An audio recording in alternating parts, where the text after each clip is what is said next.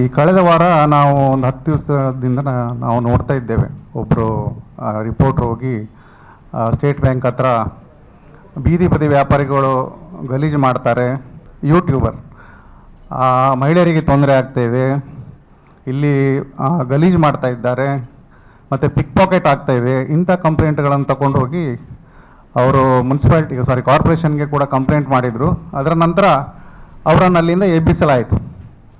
ನಾವು ಪಬ್ಲಿಕ್ಕಿಗೆ ತೊಂದರೆ ಆಗೋದ್ರ ಬಗ್ಗೆ ನಾವು ಇಲ್ಲಿ ಮಾತಾಡ್ತಾ ಇಲ್ಲ. ಇಲ್ಲಿ ನಾವು ಮಾತಾಡ್ತಾ ಇರೋ ವಿಚಾರ ಏನಂತೇಳಿ ಹೇಳಿದರೆ, 2014 ಗಜೆಟ್ ನೋಟಿಫಿಕೇಷನಲ್ಲಿ ಕ್ಲಿಯರ್ ಕಟ್ ಬೀದಿ ಬದಿ ವ್ಯಾಪಾರಿಗಳಿಗೆ ಏನು ಸೌಲಭ್ಯಗಳನ್ನು ಕಾರ್ಪೊರೇಷನ್ನವರು ಕೊಡಬೇಕು ಅನ್ನೋದರ ಬಗ್ಗೆ ಕ್ಲಿಯರ್ ಕಟ್ ಎಕ್ಸ್ಪ್ಲನೇಷನ್ ಇದೆ. ಅದರಲ್ಲಿ ಏನು ಹೇಳ್ತಾರಂತ ಹೇಳಿದರೆ, ಪ್ರತಿಯೊಂದು 5 ವರ್ಷಕ್ಕಾದರೂ ಒಮ್ಮೆ ಸರ್ವೆ ನಡೆಸಿ, 5 ವರ್ಷಕ್ಕಾದರೂ ಒಮ್ಮೆ ಸರ್ವೆ ನಡೆಸಿ ಅವರಿಗೆ ಪ್ರಾಪರ್ ಜಾಗದಲ್ಲಿ ಅವರಿಗೆ ವಿತ್ ID ಕಾರ್ಡ್ ಮತ್ತು ವಿತ್ ಫೆಸಿಲಿಟೀಸ್ ಅವರಿಗೆ ಕೊಡಬೇಕು. ಯಾವುದೇ ಫುಟ್ಪಾತ್ ಇರ್ಬೋದು, ಅಥವಾ ಯಾವುದೇ ಒಂದು ಖಾಲಿ ಜಾಗ ಇರಬಹುದು, ಅಥವಾ ಮೈದಾನ ಇರ್ಬೋದು, ಅಲ್ಲಿ ಬೀದಿ ವ್ಯಾಪಾರಿಗಳಿಗೆ ಪ್ರೋತ್ಸಾಹ ಕೊಟ್ಟು ಅವರನ್ನು ಬೆಳೆಸಬೇಕಂತೇಳಿ ಹೇಳಿ ಗಜೆಟ್ ನೋಟಿಫಿಕೇಷನಲ್ಲಿ ಇದೆ. ನಾವು ನಮ್ಮ ದೇಶದ GDP ನೋಡಿದರೆ, ದೇಶದ 14% GDP ಬೀದಿ ವ್ಯಾಪಾರದಿಂದ ಬರ್ತದೆ ಅಂತೇಳಿ ಸರ್ಕಾರದ ದಾಖಲೆಗಳು ಹೇಳ್ತವೆ. ಆದ್ದರಿಂದ ಸರ್ಕಾರದಿಂದ ಭಾಳಷ್ಟು ಬೀದಿ ಬದಿ ವ್ಯಾಪಾರಿಗಳಿಗೆ ಪ್ರೋತ್ಸಾಹ ಇದೆ. ಆದರೆ ಇತ್ತೀಚಿನ ದಿನಗಳಲ್ಲಿ ನಾವು ನೋಡಬೇಕಾದ್ರೆ, ಈಗ ಬೀದಿ ವ್ಯಾಪಾರ ಯಾರು ಮಾಡ್ತಾರೆ? ಬೀದಿ ವ್ಯಾಪಾರ ಹೆಚ್ಚಾಗಿ ಮೈಗ್ರೆಂಟ್ಸ್ ಅಂತೇಳಿ ಹೇಳಿದರೆ ಹೊರ ಜಿಲ್ಲೆಯಿಂದ ಬಂದವರು ಬೀದಿ ವ್ಯಾಪಾರ ಮಾಡ್ತಾರೆ. ಈಗ ಅವರು ಶರ್ಟ್ ವ್ಯಾಪಾರ ಮಾಡ್ತಾಯಿದ್ರು, ಹಳೆ ಶರ್ಟ್ ಮಾಡ್ತಾಯಿದ್ರು ಅಂತೇಳಿ ಹೇಳಿ ಏನೋ ಕಂಪ್ಲೇಂಟ್ ಮಾಡ್ತಾಯಿದ್ರು. ಆದರೆ ಅವರು ಹಳೆ ಶರ್ಟ್ ಮಾರಲಿ ಅಥವಾ ಏನೇ ಮಾರಲಿ, ಕೆಲವು ಹಣ್ಣು ವ್ಯಾಪಾರ ಮಾಡಲಿಕ್ಕೆ ಬರ್ತಾರೆ, ಸೀಸನಲ್ ಮಾವಿನ ಹಣ್ಣು ವ್ಯಾಪಾರ ಮಾಡಲಿಕ್ಕೆ ಬರ್ತಾರೆ, ಬೆಳ್ಳುಳ್ಳಿ ವ್ಯಾಪಾರ ಮಾಡಲಿಕ್ಕೆ ಬರ್ತಾರೆ.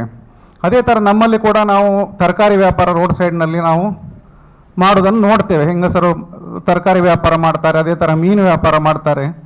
ಇದರಿಂದ ನಮ್ಮ ಸಮಾಜಕ್ಕೆ ಬಹುದೊಡ್ಡ ಅವರದ್ದು ಕೊಡುಗೆ ಇದೆ, ಮತ್ತು ನಮ್ಮ ದೇಶದ GDPಗೂ ಕೂಡ ಭಾಳ ಲಾಭ ಇದೆ, ಗ್ರೋತ್ ಕೂಡ ಆಗಿದೆ ಅದರಿಂದ.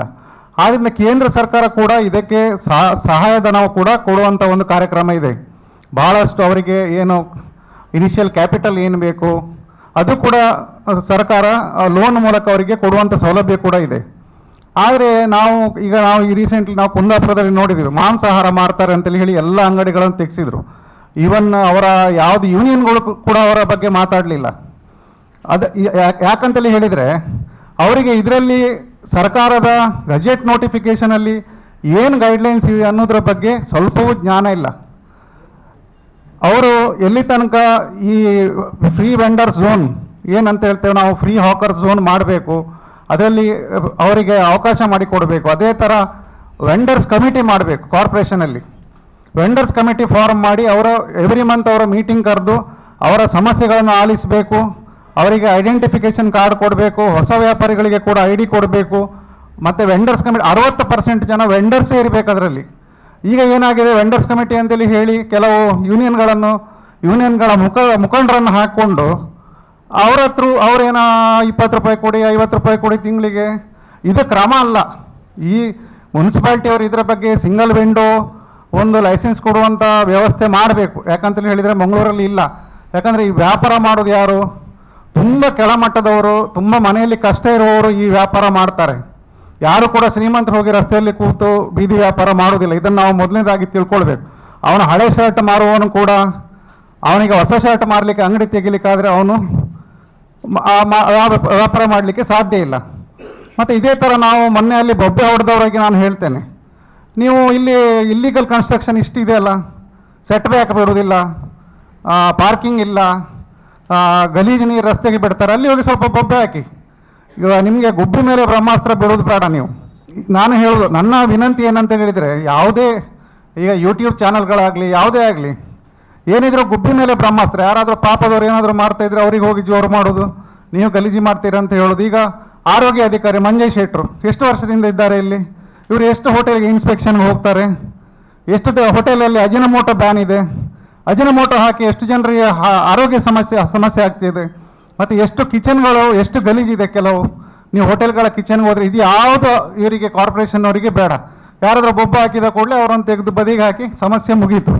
ಆದರೆ ನಾನು ಇಲ್ಲಿ ಕಾರ್ಪೊರೇಷನ್ನವರಿಗೆ ಏನು ವಿನಂತಿ ಮಾಡ್ತೇನೆ ಅಂತ ಹೇಳಿದರೆ, ಇದರ ಬಗ್ಗೆ ಸಿಂಗಲ್ ವಿಂಡೋ ಒಂದು ಸಿಸ್ಟಮನ್ನು ಓಪನ್ ಮಾಡಿ ಏನು ಗೈಡ್ಲೈನ್ಸ್ ಇದೆ 2014 ಗಜೆಟ್ ನೋಟಿಫಿಕೇಶನ್ ಮತ್ತು 2024 ಏನು ಅಮೆಂಡ್ಮೆಂಟ್ ಕರ್ನಾಟಕ ಸರ್ಕಾರ ಮಾಡಿದೆ, ಇದನ್ನು ಕೂಡಲೇ ಇಂಪ್ಲಿಮೆಂಟ್ ಮಾಡಿ ಬೀದಿ ಬದಿ ವ್ಯಾಪಾರಿಗಳನ್ನು ಒಂದು ಕೆಳಮಟ್ಟದಲ್ಲಿ ನೋಡುವುದನ್ನು ಬಿಟ್ಟು ಅವರಿಗೆ ಗೌರವಯುತವಾದ ಒಂದು ಸ್ಥಾನವನ್ನು ಕೊಟ್ಟು ಅವರಿಗೆ ಏನು ಸರ್ಕಾರದಿಂದ ಸೌಲಭ್ಯ ಬರ್ತದ ಅದನ್ನು ಕೊಡಬೇಕಂತೇಳಿ ನಾನು ಈ ಮೂಲಕ ಕೇಳ್ಕೊಳ್ತೇನೆ. ಮತ್ತೊಂದು ನಾನು ಸಣ್ಣ ವಿಷಯ ಹೇಳ್ತೇನೆ. ಈಗ ನಮ್ಮ ನೆರೆ ರಾಜ್ಯ ಗೋವಾದಲ್ಲಿ 80% ಮೀನು ವ್ಯಾಪಾರ ಲಮಾಣಿಗಳು ಮಾಡ್ತಾರೆ. ಲಮಾಣಿ ಅಂದರೆ ಉತ್ತರ ಕರ್ನಾಟಕದ ಜನ, ಅಲ್ಲಿ ಗೋವಾದವರು ಮೀನು ವ್ಯಾಪಾರ ಬಿಟ್ಟಿದ್ದಾರೆ. ಇಲ್ಲಿ ಕೂಡ ಮೈಗ್ರೇಷನ್ ಆಗ್ತಾ ಇದೆ. ನಮ್ಮಲ್ಲಿ ರಿಕ್ಷಾ ಡ್ರೈವರ್ 50% ಬಾಗಲಕೋಟೆಯವರಿದ್ದಾರೆ, ಲೇಬರ್ಸ್ ಒಂದು 40% ಉತ್ತರ ಕರ್ನಾಟಕದ. ಇದು ಮುಂದಕ್ಕೆ ಆಗುವಂಥದ್ದೇ. ನಾವು ಅವರು ವ್ಯಾಪಾರ ಮಾಡ್ತಾರೆ, ಇವರು ವ್ಯಾಪಾರ ಮಾಡ್ತಾರೆ, ಇವರು ಮಾಡಬಾರ್ದು, ಅವರು ಮಾಡಬಾರ್ದು. ಇದು ನಮ್ಮ ನೆರೆ ರಾಜ್ಯ ಗೋವಾದಲ್ಲಿ ಕೂಡ ನಡೆದಿದೆ. ಈ ಟೆಂಡೆನ್ಸಿ ಇಲ್ಲಿ ಕೂಡ ಬಂದಿದೆ ಈಗ. ಅದೇ ಥರ ಗೋವಾದಲ್ಲಿ ನೀವು ನೋಡ್ಲಿಕ್ಕೆ ಹೋದರೆ 80% ತರಕಾರಿ ವ್ಯಾಪಾರ ಉತ್ತರ ಕರ್ನಾಟಕದವ್ರು ಮಾಡ್ತಾರೆ, ಹುಬ್ಬಳ್ಳಿ ಧಾರವಾಡ ಕಡೆಯವರು. ಅಲ್ಲಿ ಯಾರು ಗೋವಾದವರು ತರಕಾರಿ ವ್ಯಾಪಾರ ಮಾಡೋದಿಲ್ಲ. ಆದ್ದರಿಂದ ಮಂಗಳೂರಲ್ಲಿ ಕೂಡ ಈ ಡೆಮೋಗ್ರಫಿ ಸ್ವಲ್ಪ ಚೇಂಜ್ ಆಗ್ತಾ ಇದೆ. ಯಾಕಂದರೆ ನಮ್ಮಲ್ಲಿ ಯಾರು ಸಣ್ಣ ಸಣ್ಣ ವ್ಯಾಪಾರಕ್ಕೆ ಮುಂದೆ ಹೋಗೋದಿಲ್ಲ. ಮತ್ತು ಇನ್ನು ಬೀದಿ ವ್ಯಾಪಾರ ನಮ್ಮವ್ರು ಮಾಡೋದು ನಿಲ್ಲಿಸ್ಬೋದು ಕೂಡ. ಆದರೆ ಯಾರು ಹೊರಗಿಂದ ಬಂದು ವ್ಯಾಪಾರ ಮಾಡ್ತಾರೆ ಅವರಿಗೆ ಗೌರವ ಕೊಟ್ಟು, ಅವರಿಗೆ ಕಾನೂನಿನ ಮೂಲಕ ಲೈಸೆನ್ಸ್ ಕೊಟ್ಟು, ಮಂಗಳೂರು ನಗರವನ್ನು ಸ್ವಚ್ಛವಾಗಿ ಇಟ್ಟು ಮತ್ತು ಅವರಿಗೆ ಗೌರವಯುತವಾದ ಜೀವನ ನಡೆಸಲಿಕ್ಕೆ ಅವಕಾಶ ಮಾಡಿಕೊಡ್ಬೇಕಂತೇಳಿ ನಾನು ಮಂಗಳೂರು ಮಹಾನಗರ ಪಾಲಿಕೆಗೆ ಈ ಮೂಲಕ ವಿನಂತಿ ಮಾಡ್ತೇನೆ. ಸುದ್ದಿ ಚಾನಲ್, ಕ್ಷಣ ಕ್ಷಣದ ಸುದ್ದಿಗಾಗಿ. That's my gadget. Let's go have some fun then.